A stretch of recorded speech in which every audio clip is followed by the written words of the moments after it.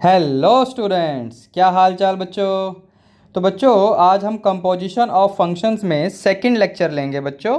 तो चलिए आज की क्लास शुरू करते हैं।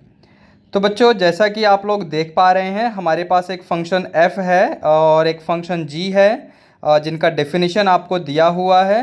f(2) is 3, f(3) is 4 and so on. इसी तरीके से फंक्शन g के लिए हमें गॉफ फाइंड करना है। तो बच्चों सबसे पहले हम लोग इन फंक्शंस को f और g दोनों फंक्शन को ऑर्डर्ड पेयर की फॉर्म में लिख लेंगे। जैसा कि आप देख रहे हैं कि अगर फंक्शन f में इनपुट यानी फर्स्ट कंपोनेंट 2 है तो उसका सेकंड कंपोनेंट 3 यानी आउटपुट 3 होगा। ऐसे ही इनपुट 3 है तो आउटपुट 4 होगा, इनपुट 4 है तो आउटपुट 5 होगा, इनपुट 5 है तो आउटपुट 5 होगा। ये हमने गिवन इन्फॉर्मेशन को ऑर्डर्ड पेयर की फॉर्म में लिख लिया फंक्शन f के लिए। सेम वैसे हम फंक्शन g के लिए लिख लेंगे। तो आप फंक्शन g में देखो कि अगर इनपुट 3 है तो आउटपुट 7 है, फिर इनपुट 4 है तो आउटपुट 7 है, फिर इसी तरीके से इनपुट 5 है तो आउटपुट 11 है, एंड फिर इनपुट 9 है तो भी आउटपुट आपका 11 है। तो ये दोनों फंक्शंस तो हमने लिख लिए बच्चों। अब हमें लिखना है गॉफ, ठीक है। तो गॉफ में आप देखो GOF, ठीक है। तो सबसे पहले हम फंक्शन f का इनपुट चेक करेंगे तो गॉफ 2 हम देखेंगे। तो गॉफ 2 का मतलब हुआ g ऑफ f ऑफ 2, ठीक है, g ऑफ f ऑफ 2। अब ये जो f ऑफ 2 है उसका वैल्यू आप क्वेश्चन में से देख लो या सॉल्यूशन की फर्स्ट लाइन में से देख लो, तो दैट इज 3। तो ये g ऑफ 3 बन जाएगा बच्चों, और g ऑफ 3 का अगेन वैल्यू आप क्वेश्चन में से देख लो या सॉल्यूशन की सेकंड लाइन में, which is 7। So in the same way अगर हम अब चलें आगे तो g ऑफ 3 निकलेगा, गॉफ ऑफ 3। सो ये हो जाएगा g of f of 3, okay.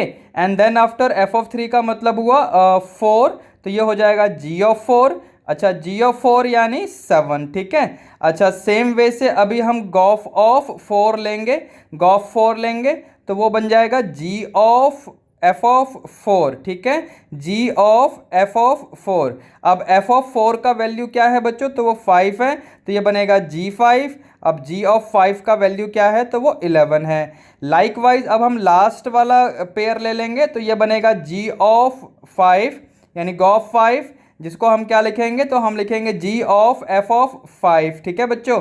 और f ऑफ 5 का आउटपुट क्या है, तो आप देखो वो 5 है, तो ये बनेगा g ऑफ 5। अब g ऑफ 5 का मतलब क्या हुआ, तो 11, ठीक है। अब इसको हम समराइज कर लेते हैं और फाइनली अपना आंसर डिक्लेयर कर देते हैं बच्चों।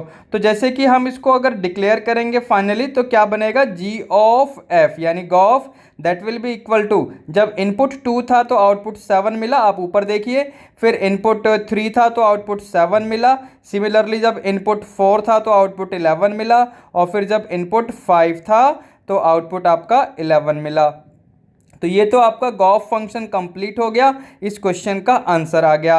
अब मैं आपको एक होमवर्क देता हूँ, थोड़ा सोचना पड़ेगा आपको। क्या आप इस क्वेश्चन में फॉग फाइंड कर सकते हैं, मुझे अपना आंसर कमेंट करके बता देना। Hey there, if you enjoyed this video and want to hear from me again, be sure to hit that subscribe button before you go. Meet you in the next video. Till then, be good.